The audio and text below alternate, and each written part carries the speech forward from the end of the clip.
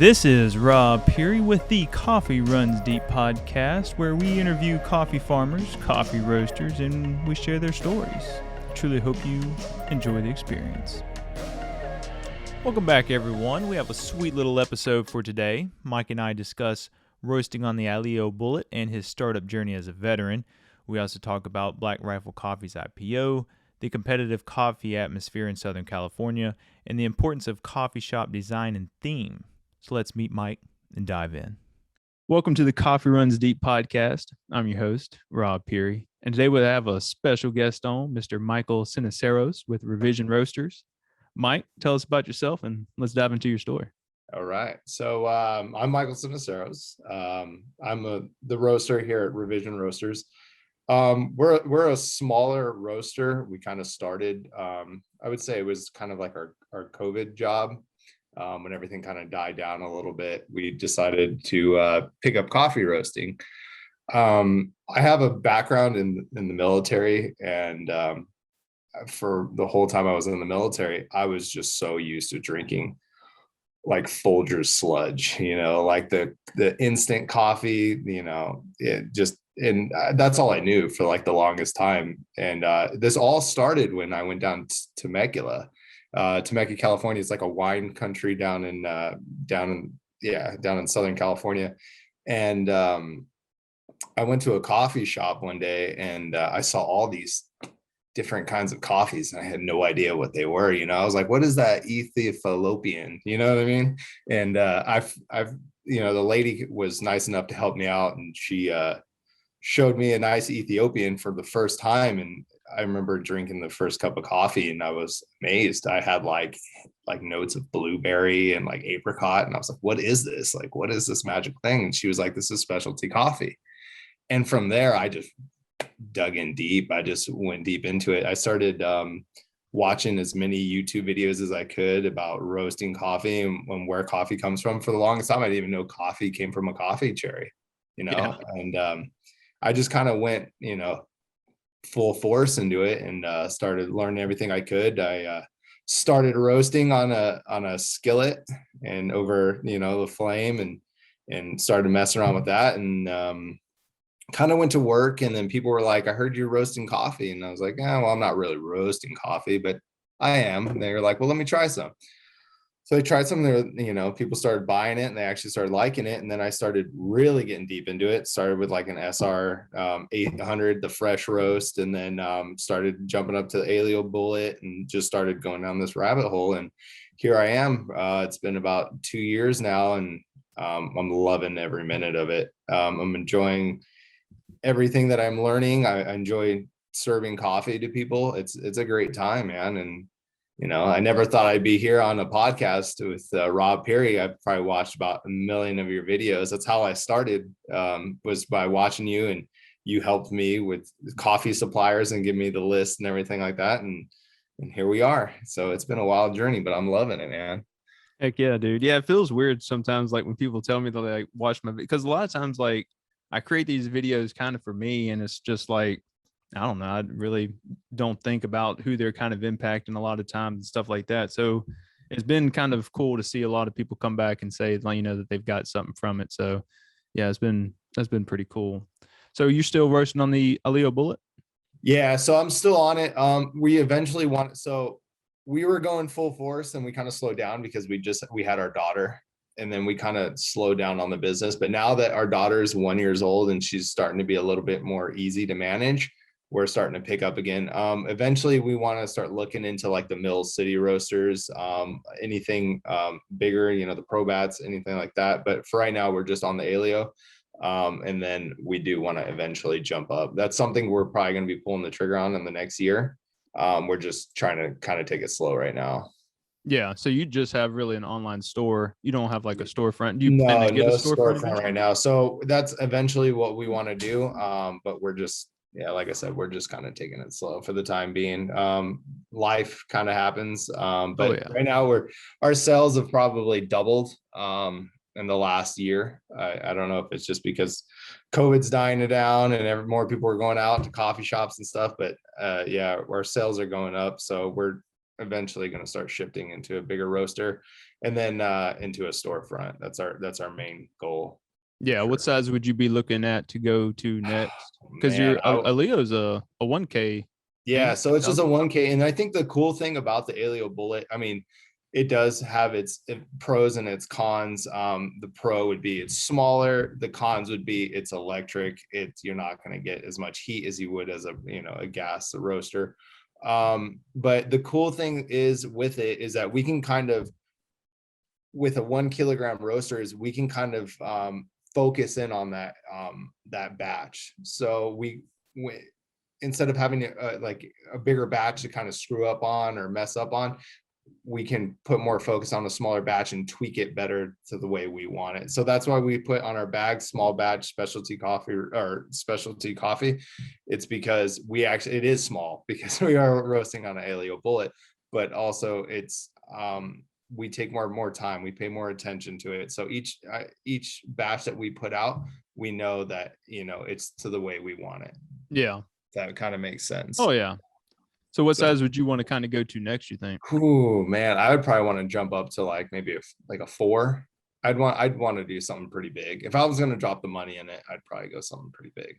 Yeah, that's what I've kind of been thinking too. Like, I mean, you're already kind of putting in the time to roast. You probably already have a bunch of batches in at this point. So it's just like, I want to sit down and like really think about it one day with numbers. Like, how big of a roaster do you have to be to really be profitable? Because there's I don't really, I think you can do it with a smaller roaster, but to me, I feel you're just building up brand awareness because like the time you're putting into it, it doesn't really equate to, actually being very profitable. Mm-hmm. So what size roaster do you have to get to where it actually makes sense as a business? I've been kind of thinking about that lately, but, so as far as like your sales and stuff, is it mostly from like friends and family or like the military or? Yeah. So, I don't know if no one's seen it. So this is like one of our bags. So what we do is we kind of focused our attention on the military kind of aspect of it because I am in the military and the military runs off coffee, and it's something that as being a veteran and being in for 12 years, it's all I know. And but for when it comes to sales, we sell to anyone. I mean, of course, when you first start off with the coffee roasting business, it's all about word of mouth. You know what I mean? It's about, you give this to someone, they say, oh, this is great, try this out. And then you have people asking you for coffee. You depend on, I would say, like family and friends to start off. And then, you work your way from there. But as much as sales, we have a whole lot of online sales that are coming from family and friends that have reached out to people from other states. It's a lot of what we're getting right now. People that just kind of embrace the military and they want to help veteran companies. So they reach out to us and say, hey, I really think it's really cool what you're doing, and I love coffee. A lot of it is work. I work for the railroad full time. So railroaders live off coffee too. So a lot of that is just locomotive engineers, conductors, maintenance personnel. They come up to me and do that, but a lot of it is coffee. So I'm in a aviation unit, and pilots, that's their fuel. We call it. So whenever I bring in a bag of coffee, they always call it flight fuel. They say, oh, our flight fuel's here. So a lot of pilots drink our coffee just because I'm in aviation, but a lot of, I would say a majority of our sales is military personnel, 100%. Yeah, that's super cool. And I saw like, I think y'all went to like some farmers markets and stuff like that. So we were doing that for a little bit. The only thing that kind of hindered us with that is COVID. So COVID stopped a lot of the markets. Now that everything's starting to open up here in California, we're going to start reaching out more. But those sales helped us out a lot. That was, like I said, word of mouth. We were at, I want to say like 4 or 5 farmers markets, and met a lot of cool people, met a lot of other coffee actually roasters, and kind of talked to them and stuff. But we got our name out pretty good there. It helped out a lot. Yeah, I was kind of curious about that. Is California kind of opening back up, or is it still like kind of locked down in places, or how's that? It's a roller coaster, man. It's up and down. One minute they say, hey, look, everything's going good. We're thinking about opening stuff up, and the next minute there's a new COVID case or Yeah. new, variant, and then they shut it all back down. So at this point, being in California, we just go with the flow. Right now it's starting to open up. They just pulled the mask mandate, but I don't know if it's gonna pop up again, because I heard there's another variant out there that's, I guess, starting to spread. So we'll see. We're just kind of hanging in there. Yeah. Yeah, because I don't know, it's just so weird. Like you go to different areas of the country, like, my wife and them, they're from LA. And it's like you hear kind of how they're dealing. And then we went to Mardi Gras yesterday and there's literally thousands of people with, and it's just so crazy how everybody's dealing with it so differently. What do you feel has been your biggest marketing thing, like Instagram, or I know you said word of mouth has been pretty good, but farmers markets, or because you got a pretty good little Instagram too. Yeah, I appreciate it. Yeah. So a lot of those is all the followers and everything that I have is actually, which I'm kind of proud of, is actually people that were adding us. We weren't just blasting a bunch of friend requests out and stuff like that. So the cool thing about social media, especially in this day and age with this generation, is everyone is on their cell phones. Everyone's on Instagram, Facebook, whatever it is, they're on it, TikTok, whatever. So I'd say social media helps a lot. And the cool thing about social media is that it's free. You don't have to pay someone to, go ahead and start blasting your ads out and everything like that. It's something that you could have right at the tip of your hand and you can communicate to your customers. I think that's one of the biggest things that's helping us right now is social media. That's a lot of our sales come from that.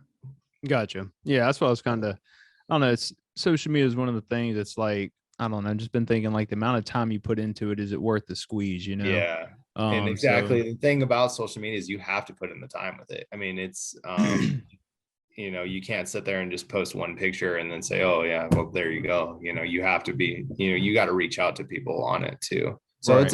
it takes a little bit of work, but it definitely helps 100%. The website, we made it as easy as we can for people to, for the options, whether they want ground, they want a pound bag, compared to an 8-ounce bag like that. So that helps a lot, but that's just kind of at the forefront. Social media is probably what we usually rely on a lot. Okay. Do you do any wholesale accounts or? No, not really. Not yet. We're not into that. We do have a coffee shop that buys from us in Minnesota called the Coffee Corner. Cool. They usually put in orders for about I want to say 10 or 12 pounds at a time. But they're also getting different coffees from a bunch of different roasters, but they like to bring in a bunch of different varieties. As far as wholesale, the closest that we are getting to wholesale is that we have certain customers that they buy a lot of coffee, man. And they stock up on pounds, and whenever we get an order from them, it's not going to be your 2 or 3 pound. It's going to be your 8 to 12 pounds at a time. And the one thing that, that takes a little bit more time because we are roasting on a smaller roaster. But as far as wholesale, that's as close as we're getting. That's why we want to focus on, our main thing is getting into a bigger roaster and start drawing in more wholesale sales like that. Yeah.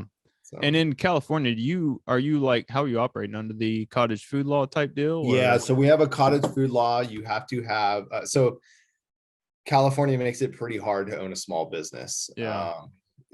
Everything is permits, and that's another thing with the farmers markets is anytime you go to a different farmers market, it doesn't matter if you have a cottage food law under the state of California and a resale permit under the state of California.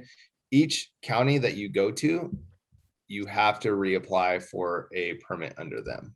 Oh, wow. Yeah. So it makes it very, very hard to try and get out and do that. But as far as the permits go, you just really need a cottage food permit. With coffee, it's a certain, it's a certain subsection that's within, I guess, the regulations, and it says that they don't have to have an inspector come, because it's not you're not preparing food. It's kind of you're roasting it and packaging it before you take it anywhere. So if you're reselling it with a cottage food law, you don't have to have a health inspector come and check everything and nitpick little specks off your, countertops and stuff like that. So, but pretty much just the cottage food law is pretty much what you need. And then of course, your resale permits like that, because you don't want the IRS coming and knocking on your door, when they find out what you're doing. But besides that, that's really it. It's not too hard. It's just most of the permits, the health organizations and stuff when you start selling in different areas. But yeah, that's one thing I didn't know how strict California would be on that, because like Louisiana, we're not even covered under our cottage food law, which is kind of weird. I figured nobody would really care, but yeah, I don't know. Some states are, they cover coffee, and then some states don't. So when I started selling coffee, I did my homework. I started looking into it, and as far as states and regulations, I looked into different states, and some like barely had anything. They didn't even care. Like they were like, well, cool, you're selling coffee. California is like, we're going to squeeze every, penny out of you, so they're just smacking you with permits. And it was just to get our cottage food law, it was, or food permit. It took a little bit of time. I think it was like a 2-month process. Oh, but then again, that was in the whole COVID thing, so people were working from home and stuff like that. So it was a great time to start a coffee business, but at the same time, it was the worst of times because, everything took longer, but we made it through and we're pushing. So. Heck yeah. Where do you usually get your green coffee from? So we just made a switch. Of watching your videos. I took all the, Sweet Maria's, Coffee Bean Corral, everything like that, and took it down. For a while we were doing Sweet Maria's, and I love Sweet Maria's. They were putting out some really good beans, and they also work with, I think Coffee Shrub is their wholesaler. Yeah. So we were buying from Coffee Shrub, and we were buying from Sweet Maria's, depending on how much we were getting at the time and what bean, because sometimes Coffee Shrub had a bean that Sweet Maria's didn't have. I don't know why, but it's just the way it worked. So we were using Sweet Maria's for a while. The only thing with Sweet Maria's is if they come out with a bean and we really like it, and we order, let's say, 100 pounds of it or 50 pounds of it, depending on what, how much we're going to be selling of it. You can go in 2 days later to try and reorder, and it's already sold out. Yeah. So it's like, quick. yeah. So and that's the thing that really hurt us, is because some of our customers were like, well, don't you have like just a list of coffees that you're just going to have year round? And I was like, well, that's the hard thing. Like our coffee supplier, they don't have year round. So we started looking into Coffee Bean Corral, and we just put in our first 2 orders for Coffee Bean Corral. But the cool thing about Coffee Bean Corral is they have year round coffees. Yeah. So, anytime let's say if you really like this, Chiapas, Mexican bean over here, and it sells really well, they're going to guarantee you that it's going to be around year round. So that's the cool thing. And that helps a lot, because you want consistency when it comes to a coffee business. You don't want, just a bunch of roasts that are just going in and out the door, Right. You want something that someone could have their everyday coffee. So, and I don't think we kind of understood that at the beginning until our customers kind of brought that to our attention and said, hey, look, like we'd like just a bag that we can just keep reordering off you. And I was like, I don't know why I didn't think about that. That's pretty smart. And then we just kind of went from there. And then we talked to Coffee Bean Corral, and they got that really cool, it's called the Ranchers Program. Anytime you spend over $150 or more, the shipping's free. So that really, I did not know that's great. Because the thing with Sweet Maria's is you can order 100 pounds and then you can pay almost half the price just in shipping. Yeah. So. Especially shipping all the way out here. I mean, I remember like getting, some pretty good orders with Coffee Shrub, the wholesale portion of them. And I remember once you get the shipping, like at the end, you're checking out, and I'm like, geez Louise, like that's another 2 bags of coffee, It's like, holy moly. Yeah. So it definitely adds up. And that's the thing too, with Coffee Bean Corral, like they're right up in Mississippi. So I was even thinking, I saw when I didn't know where they were. I knew they were like back, like, on the east, but I didn't know they were in Mississippi. When we got the first box, we were like, wow, they're in Mississippi. Like I didn't know that. And the cool thing about it is they're very fast. Very fast with the shipping. I was like, wow, it's already here. Like, so with Sweet Maria's, when we were ordering from them, I don't know if it was because we're in California and the shipping thing that's going on right now with the backlog of ships out there. But when I would put in an order, they'd already have a disclaimer that said, just because you put in your order here, we don't even prepare to ship for another week. And I was like, well, that kind of sucks, so that kind of was like, I'm gonna that's why I started looking into other, coffee places. But Coffee Bean Corral, I mean, I put in an order and the next day it was like your order shipped. I was like, Yeah. and that makes it great. And then they come in, they give you the option whether you want the burlap bag, or if you want the I forgot the name of the bag that's like that is like the super fresh bags that you get. I forgot what the name is. Yeah, I forgot The too. green Yeah, I ones. know what about. Yeah. So they give you options, and they're very cool. Their customer service has been great. Anytime I talk to them and ask about any of their new or any of their new beans that are coming out, they're very quick to respond and give me any information I need. The only downside I would say to Coffee Bean Corral is I would like to see them put a little bit more emphasis on their cupping notes. Sweet Maria's gets really into it. I don't know if I'm sure Yeah. into the You go look website at the where, graphs it'll and tell like you, the spider web thing they have. Like, and that makes it's so helpful, because like sometimes I look at the coffees that are on Sweet Maria's and I look at the tasting notes and their little paragraph of their description, and I'm like, man, I could taste that. Like I know exactly what that coffee is going to taste like. That sounds great. When you come to Coffee Bean Corral, you don't have that as much, but you do have everything else that really helps, like fast shipping, good customer service, and and you get, like I said, free shipping. You can't beat that, especially right now. Shipping prices go up and down and up and down. Yeah. I mean, that's why I love supplying coffee to people like friends and family, or like coworkers and stuff like that, because you don't have to worry about shipping it to them. It's just like, hey, I'm going to drop it off to you, Yeah, that's the worst thing. Like if you're buying one bag of coffee online, it's like, you're paying $17 or whatever, and then you're paying another $7 or $8 for shipping. And it's like you're getting one bag of coffee for, almost $30 once you add taxes and stuff. And it's like, geez Louise, So we did kind of experiment with that. So what we did was on our website, we use, what is it, Wix? It's like Wix. It's like a platform. So what happens is it'll notify you if there's an abandoned cart.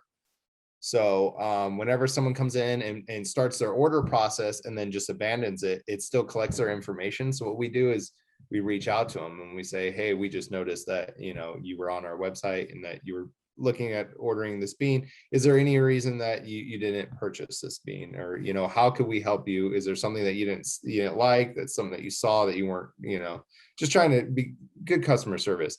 And a lot of it was shipping.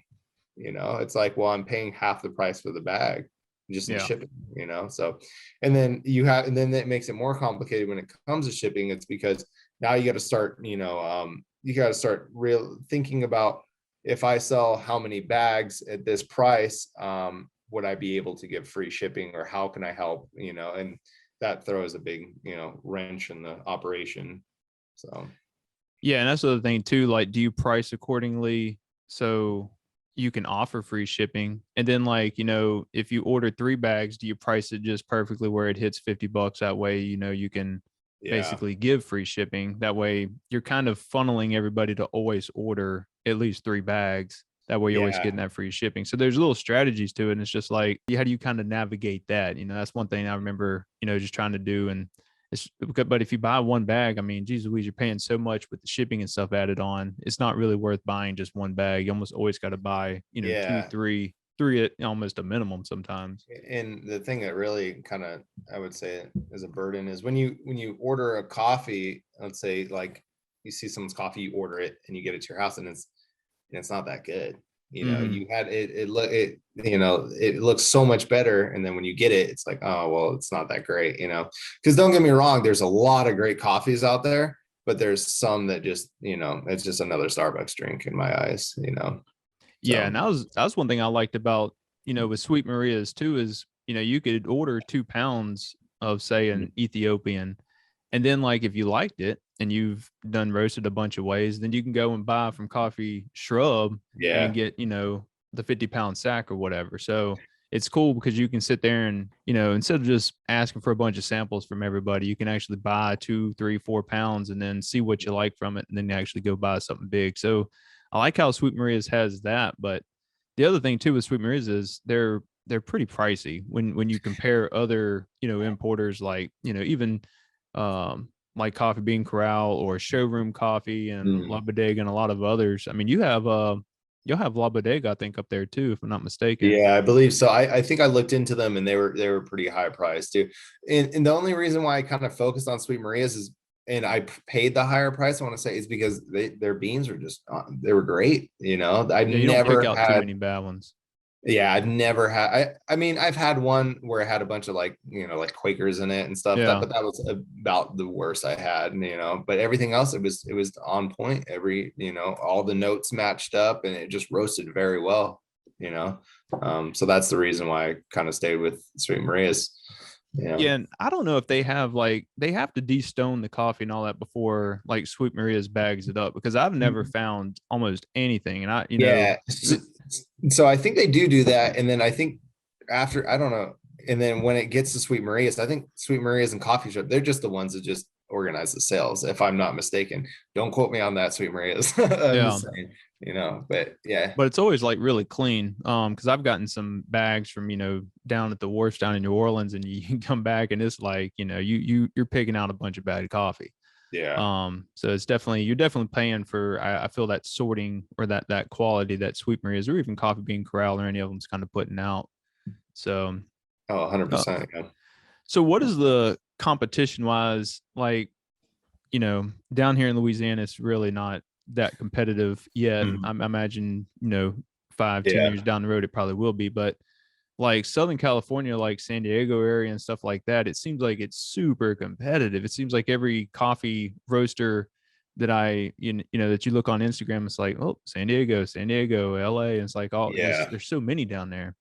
Yeah, there's a lot. And there's more popping up every day. Yeah. Especially like using Instagram and like I kind of like look at other people's coffees, of course, and look at the competition and stuff. But every day there's a new Instagram or there's a new coffee shop that's opening up, but the competition's thick out here. And with a lot of, with California, we're very I want to say, like, we're bougie. We're very everyone wants the fast, I guess, the Starbucks. There's a Starbucks on every corner. There's a Coffee Bean on every other corner. But those are the main pushers. Everyone just kind of doesn't really focus on specialty coffee out here. I think it's something that is starting to boom, though. I've seen a lot of coffee shops like Temecula, saw like 2 or 3 go up. And there's little ones, like we have Badass Coffee that's right around the corner from our house, but they're starting to pop up. But yeah, the competition's thick out here.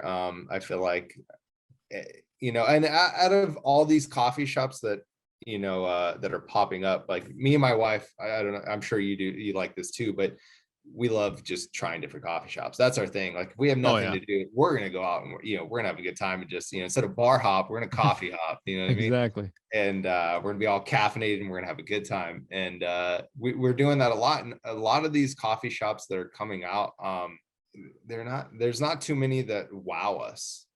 I think it's just, I don't know if it's us or I don't know, but there's not a whole lot that I feel like putting in. I feel like I feel like a lot of them are just having someone, they're paying a lot of other people to roast the coffee. They're not really roasting it themselves. They're just kind of buying the name and buying the spot, because they're popping up all over the place. And I'm like, how are you guys, like, is there just like some kind of influx of roasters that's going on here? Yeah. So I don't know, but the competition's thick out here.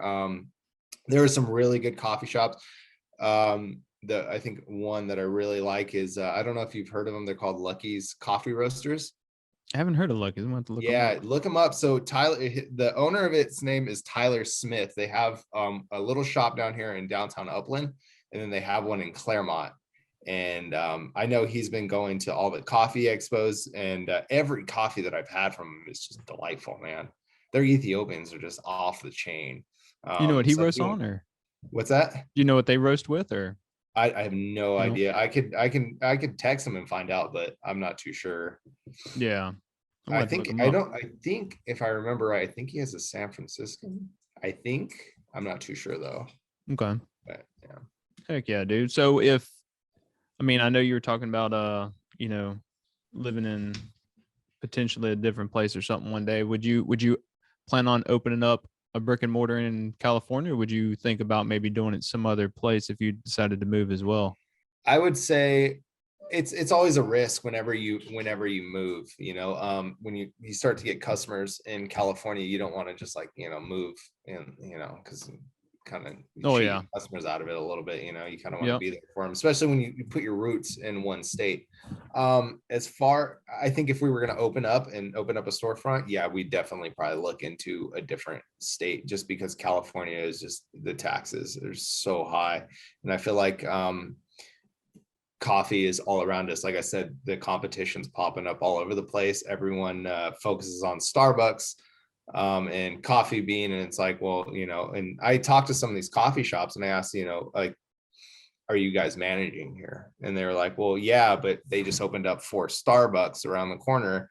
And, in California, it's very fast paced. So everyone just wants a fast drive through. We're going to get our coffee and we're going to leave. No one wants to really sit down and, actually have specialty coffee, so I would say definitely we'd look at a state. We're not too sure where we want to go. We went out to Seattle, we went out to Arizona, and we checked out some spots in Colorado to potentially move out there and look into a business. Seattle was great. A lot of coffee shops out there. Yeah, a lot of coffee shops. Have you heard of Anchorhead Coffee? I think I have. I think I'd have to look though to verify. Yeah, I think the owners of it are 2 veterans, and they make some good coffee too. Very good. So I don't know if you could reach out to them, but yeah, they're good. There's a bunch of coffee shops in Arizona and not too much in Colorado. It all depends on what lines up with our family, when how it is when you have kids, you want to find this not just for a business aspect, but living aspect in your family and everything like that. So definitely we would probably move out of state. It would just be kind of hard because all our customers, our roots are here. That's kind of one good thing about starting as an online business too, is you can always still sell to them if you wanted to. But I definitely hear you on the taxes and stuff like that, and opening up a business there. And plus, like I heard while I was reading the other day, I think Black Rifle Coffee, they just went public and they raised a bunch of money. So I can only imagine they're going to be dumping a bunch of, probably coffee shops around all the military bases, Pendleton. And it seems like on the East Coast and the West Coast is where a lot of the military bases are. So, I think the competition is probably going to get, even more around those areas. What are your, sorry for interrupting, what are your views on a coffee business going public like that? Like, do you think it's a good thing for the company, or do you think it's something that like you think they're going to kind of like sell out because they're so big now? I mean, once you go public, you kind of do sell out because you're no longer a privately held company. So Evan, he no longer has full control of his company unless he owns 51% of the shares. So at that point, you're at the mercy of the board. But I mean, if it's all voting power at that point too. Each share is a vote. So I don't know how much of the stock he held or he's going to keep. But I mean, I don't know. It just depends on what his goal is. If his goal is to, raise a bunch of money, it's hundreds of millions. I think what that, what he basically would raise off doing this. And then I don't know how many stores can you kind of build, and then how fast can they scale up? I mean, their marketing's on point. And I think, despite what you may think of Black Rifle, like people have been wanting a counter to Starbucks. So I think it's almost a sure bet for them. I only see them growing, for the next 10, 15 years. And honestly, like, hearing Evan speak and stuff like that, they're not idiots. These dudes, they seem to really have a good grasp of it. So I don't know. I don't think he's going to sell out in the sense. I think I think he's going to growth wise try to grow really quickly, but I don't know. Once you kind of lose the private ownership of your company, I mean, you are kind of at the whim of, shareholders and, executives and all that at that point. So I don't know. It's kind of one of the things you just got to kind of see, but I think that company's about to grow really fast now, which they already have been growing fast.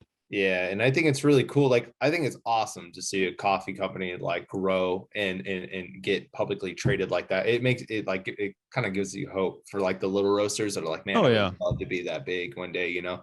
I feel like just the only downfall to that would be once you get that big, like you kind of lose your quality. I feel like you don't focus as much on your quality because it's just mass production. You know what I mean? So I think it's a good thing, but at the same time, I'm like, you know, kind of Yeah, and sucks. like that's the thing too with like Black Rifle. I don't know if quality. I'm sure the quality is good. I've tasted some. I mean, it's not like, you know, super specialty that you get from like a regular specialty shop, but I think it's just their marketing. I think it's who their brand, what their brand is, who they're marketing to, and I mean, he just started 8 years ago. Like Yeah, that's that. insane. Yeah, I I mean, found that out the other day on the Joe Rogan podcast, and I was like, God, that yeah, quick. Huh? yeah, that quick. I mean, he went from basically, you know, opening a business to going public within 8 years, and I don't know, that's pretty remarkable. Which, I mean, the still thing too is just those guys have a mindset.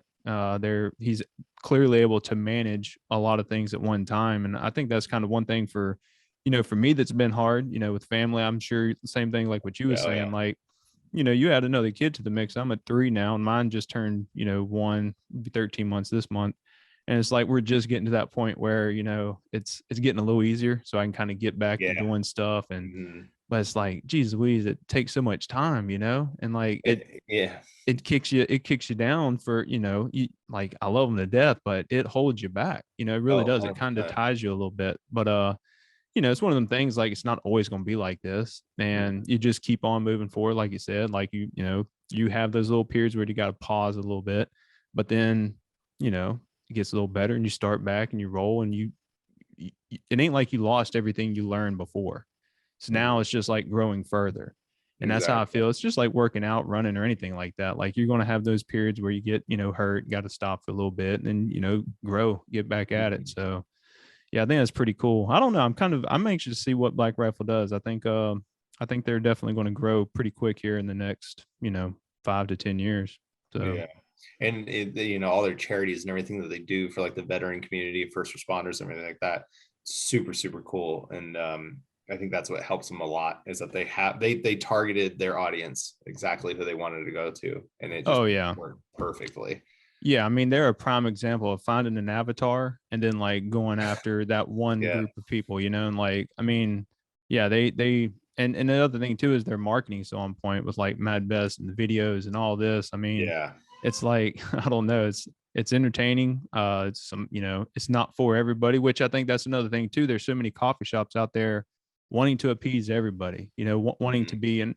I'm kind of like that. I don't stray too far into one direction. I don't get political or anything like that. But you know, for those fringes that do in either direction, you're going to have your little cult following, Oh, and 100%. you know, it's just like, do you want to deal with that? You know what I mean? Because you're going to get the backlash from it too. You know, Yeah. so I don't know. It's just definitely one of them things. I mean, you got to decide what you're kind of willing to take. You know, so. Yeah. And when we started going towards the whole military kind of, you know, going after military personnel and first responders and stuff, that was one thing we kind of we took into accountability. We're like, well, if, you know, we're shifting, you know, our logo and our brand to military, but some people, not everyone supports military, not everyone supports first responders. So you're gonna win or you're gonna lose. You know, it's kind of a gamble when it comes to that. You know. Yeah, it's almost kind of sad that it's like that, but yeah, definitely I mean, but everything is just so politicized now. It don't matter what you almost say or do. You wear a camo hat, you know, I Oh mean, like yeah. me, you know, and you're going to be stereotyped something. So I don't know. It's one of the things, just live life, do you, and the people that Exactly. surround you, you know, are going to be the ones that like your stuff. So that's it. Yeah, and that's the But cool thing about coffee is that I feel like it opens that door. You know what I mean? Like you meet so many people through it, and everyone has their own style. Like you go into one coffee shop and it's one way, you go into another one, it's completely different. You yeah, know, yeah, I it's think that's the funnest cool. thing about a coffee. And that's what I've been thinking about my coffee shop. Like I don't know. I've been trying to think of like how I want it to be branded, and I want it to be like this. Like I'm kind of into like the stoicism stuff. I like reading, you know, Ryan Holiday and all them, and like Ego is the Enemy and everything. And I like the history. I like American Revolution history like a lot. And I don't know if I want to combine like my coffee roaster in my shop into some theme like that, you know, but That'd be cool. yeah, it's just one of them things, you know, like how do you theme it differently? Because like you were saying, you walk into some of these coffee shops and it's just like, nah, it's the same as the other one, same as the other one. But then some you walk in and they've done some crazy things, you know, and it's like nice. They themed it some way. And that's I don't know, that's been the coolest thing. Just kind of going in different coffee shops, seeing some like aviation type coffee place I went into, and it was just like planes and propellers and like all this stuff all over the place. And it was cool, you know, it was different, you know. Yeah. It's like stuff you don't normally see at a coffee shop. So, but it's, or do you want to just stay mainline and streamline? I mean, because like look at Starbucks. Every Starbucks looks the same, and they're one of the most powerful coffee companies, you know. Yeah, but that's the thing. I remember walking into Starbucks for, you know, I don't know, mid 2000s or whatever, and it was just like it gave you that ambiance of like that feel of like this is what a little coffee shop should feel like, you know. It was that brownish, you know, like whites and greens. It just kind of, you know, you sat in there, you felt good, you wanted to read, you wanted to study, and it just made you feel that way, you know. Yeah. And I don't know, some coffee shops have that. They make you feel a certain way. And I think that's another thing too. Like when you're designing a coffee shop or anything like that for the public, like how are you going to make it feel to people, you know? And I think that's a kind of a cool little concept too. If you can, I don't know, it's one of them things like the interior design people, whoever you're kind of, you know, trying to get you to help, like what is your theme going to be, you know? Because I almost feel like you almost have to nowadays. Like if you don't, like you said, there's just so many other shops. Like how do you differentiate, you know? So yeah. So when we open our, eventually when we open our coffee shop, what we want to do is, I mean, this might be a little out there, but so we want to make it like kind of like a coffee bar. You know, it's not just like a coffee shop. Like we want to make it an experience filled coffee shop. So like our name is Revision Coffee, and we kind of did that under like the kind of like revision coffee, you know, because every day everyone just so used to Starbucks and fast coffee, and we just kind of wanted to, you know, introduce more specialty coffee to our customers. So what we want to do is we kind of want to focus our coffee shop like that. So what we want to do is kind of, if you come in, it's not going to be like, hey, let me just get a mocha frap or something like that. We want to do like, hey, I want a pour over of this Ethiopian. Okay, awesome. Sit down, relax. We're going to bring everything to you, and we're going to make it right in front of you. You're going to experience the whole thing. You know, we're going to bring the whole, you know, Hario V60 out, and we're going to pour it right there in front of you. That'd be cool. And we kind of want to make it more of an experience thing to kind of like, for people to kind of understand more about specialty coffee, you know, and what it's capable of. Because I feel like nowadays people like they go into coffee shops and they see, you know, specialty coffee shops, but they don't really, you know, they don't really get to sit back with the barista and talk to them, you know, and spread the knowledge. And I think we want to make it more kind of like that. Yeah, and I guess that's the other thing too, is just like, you know, with the baristas and time, it seems like every time you walk into a coffee shop, they're rolling. They're not you know, checking their phones and stuff like that. They're just like literally moving so quick. It's like you move that quick all day. It's like it's hard to believe. I know there's down periods and stuff, but like during the busy periods, it's like they don't stop. They're just moving and moving and moving, you know. And it's like I don't know. It's kind of one of the things I want to be looking at, like how profitable is a pour over. You know, you think, you know, you're paying $4 for a V60 or a Chemex or something in a coffee shop, like you're having somebody sit there and, you know, for a good little while, sit there and twirl some water around and, you know, in a Chemex or a V60. Like at what point is that kind of not wasting the barista's time, but like, could it be spent better if it was focused somewhere else, you know? Yeah. I don't know. I've been kind of thinking about that because it's like, you know, the price of employees and stuff are going up, and it's just like I was going through my numbers the other day, like with my business lady, and I just couldn't believe how much payroll was going to be. Oh yeah, every month, healthcare and everything else. Yeah, it's insane. So it's like you really got to be utilizing every machine, everything in there to make it like worth. I don't know. It's so crazy because, you know, if you've never been into like the business side of it and like you're stepping in, it's just an eye-opening, you know, wow, like I didn't realize like you literally got to be utilizing every almost minute of your employee's time because it adds up so much, you know, especially if it's yeah. being wasted on the back end. This whole coffee experience has been eye-opening. Yeah, and it's so cool to learn, dude, because it's like it just teaches you so much. And that's what me and my wife were talking about, like with the place we're about to try to open. Like, even if we crash and burn it, you know, we lose all this money, it's like it will be the best MBA course I could have taken anywhere. Exactly, You know, yeah. like it's just going to be it is what it is. I'll be able to take this knowledge, and you know, it may take me 5-10 years to recover, but I'll eventually be able to put it somewhere else.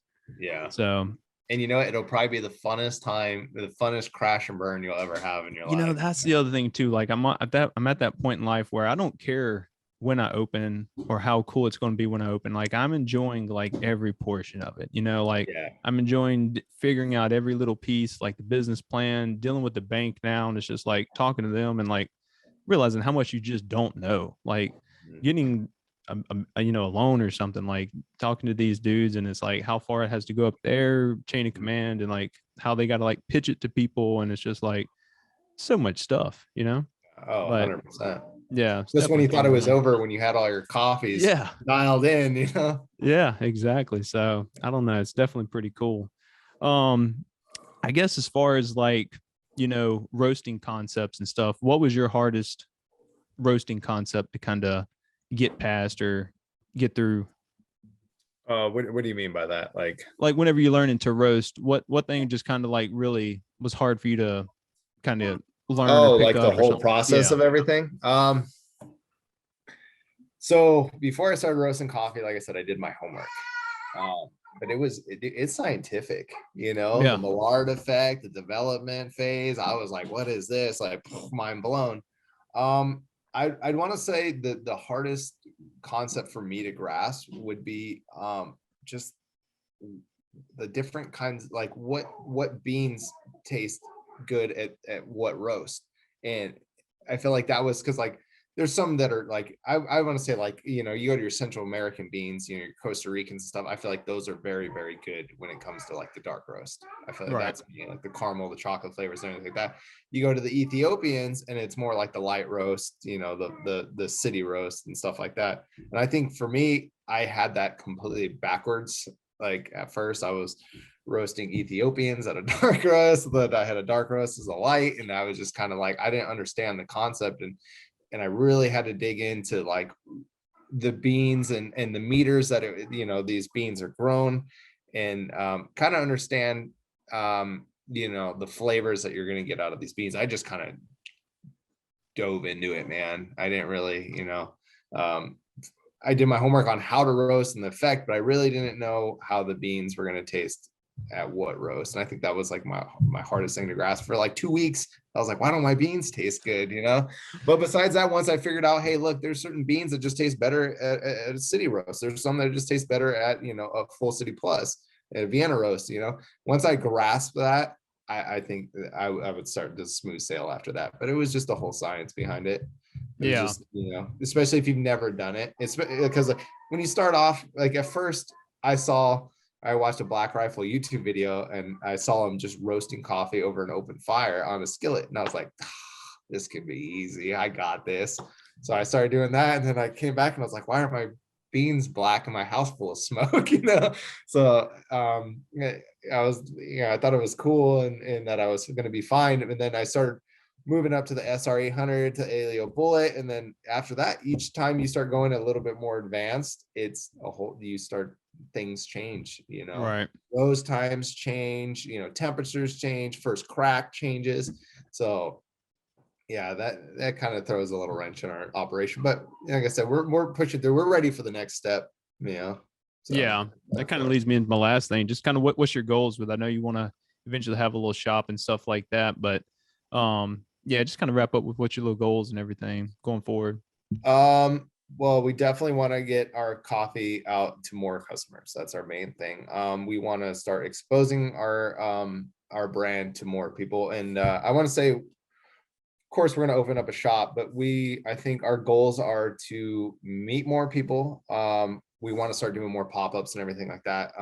Eventually get our coffee out to more veterans, more first responders, and just more people in general. But I would say our main goal is definitely to start moving into that next phase as of, getting a bigger roaster, which we're already looking at, and then eventually open up a coffee shop. Yeah. Real quick, would you be thinking of going only new, or would you think about going used on the coffee roaster? So I looked into used ones too, and I think honestly, it's kind of like buying a car. You know what I mean? You're gonna buy you can buy a used one, but you don't know exactly what happened to that. Right. You don't know if it was refurbished, if there was a new transmission put in it.